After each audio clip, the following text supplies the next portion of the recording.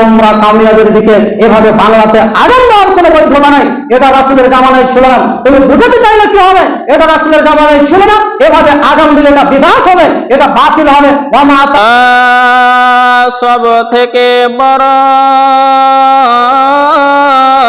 আল্লাহ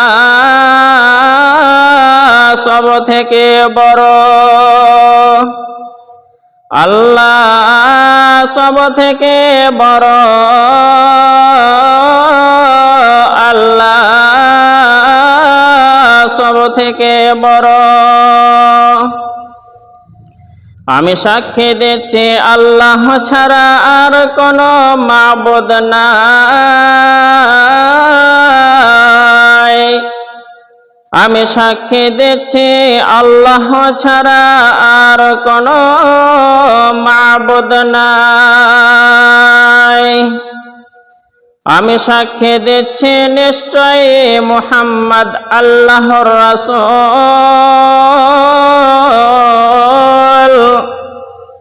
আমি সাক্ষী যার কণ্ঠ, যার আওয়াজ, যার শুদ্ধ হবে সেই আযান দেবে, যার শুদ্ধ হবে না সেই আযান দেবে না।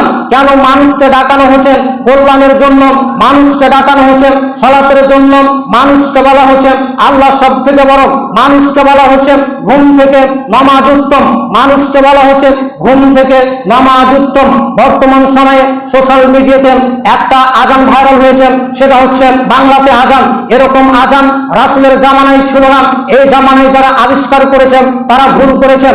আমাকে কয়েকজন হোয়াটসঅ্যাপে পাঠিয়েছেন যে ইমাম সাহেব আযান দিচ্ছেন বাংলাতে, এই বাংলাতে আযান দেওয়া পৃথিবীতে কোনো বৈধতা নাই। এইভাবে যারা বাংলাতে আযান দিয়েছেন তারা রাসূলের হাদিসকে অপমান করেছেন, তারা রাসূলের হাদিসকে অপব্যাখ্যা করেছেন। কিভাবে বাংলাতে আযান দিচ্ছে?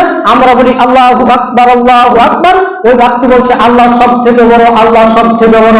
বাংলাতে বলছেন, যখন বলছে হাইয়া আলাস সালাম, এসো তোমরা সালাতের দিকে, হাইয়া আলাল ফালাহ, এসো তোমরা কামিয়াবের দিকে। এভাবে বাংলাতে আযান দেওয়ার কোনো বৈধতা নাই, এটা রাসূলের জামানায় ছিল না। তুমি বুঝাতে চাইলে কি হবে, এটা রাসূলের জামানায় ছিল না।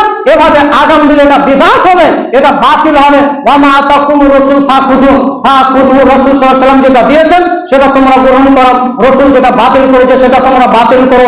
বাংলায় আযান বাতিল, বাংলায় আযান বাতিল, বাংলায় আযান বাতিল। চলবে না, আরবিতে আযান দিতে হবে, আরবিতে আযান দিতে হবে। সাহাবায়ে কেরামরা যেভাবে আযান দিয়েছে, রাসূল যেভাবে আযান শিখিয়েছেন সেইভাবে আযান দিতে হবে। অত্র হাদিসে বলতে চাইলাম, সব থেকে যে আযান সুন্দর দিতে পারে সেই মুয়াজ্জিন হবে, সব থেকে বেশি কোরআন মাজিদ তেলাওয়াত করতে পারে সেই ইমাম হবে। আল্লাহ তুমি